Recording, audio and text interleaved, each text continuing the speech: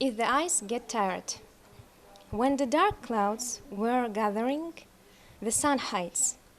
When the pain in your heart was coming on, the eye gleam pales. Родное ингушское стихотворение в переводе на английский язык устами Залины Плиевой звучит по-особенному. Сравнение, метафора, а где-то даже литота. Передает все до самой малой детали. Но на поэзии девушка решила не останавливаться. Сейчас Залина занимается переводом романа эпопеи из «Тьмы веков» Идриса Базоркина. Хочу представить его миру.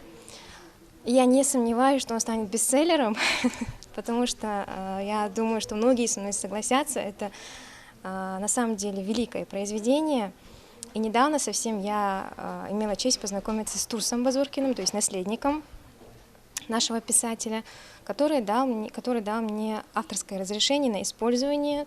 Свою жизнь с лингвистикой она связала давно. После окончания школы поступила в Ингушский государственный университет на филологический факультет, направление иностранные языки. Студенческие годы подарили не только незабываемые впечатления, но и множество побед на международных форумах. А совсем недавно она участвовала в онлайн-конкурсе франко-ингушского центра в Париже, где заняла первое место. Моя статья была, естественно, про ингушский календарь.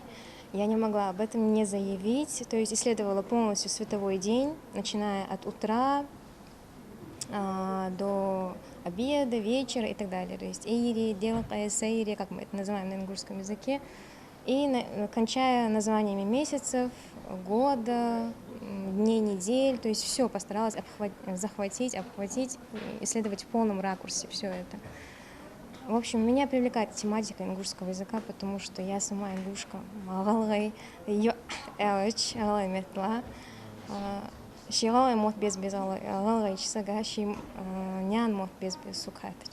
Научные исследования, рисование, чтение книг на иностранных языках. Девушка старается не оставлять ни минуты свободного времени. Сейчас особое место в ее списке увлечений занимает вышивка золотыми нитками. Что меня привлекает в этом деле, я стараюсь объединить и вышивку, и рисование, то есть и даже язык. Как я это делаю? Беру имя человека, расписываю ее каллиграфией.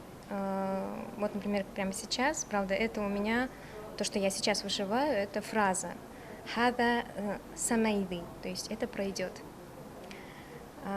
Сеймады. А вот если расписывать имя человека, то это бывает немного труднее, потому что это авторская работа, и ты часами пытаешься разрисовать сначала, а потом и расписать, и все это бывает очень трудно.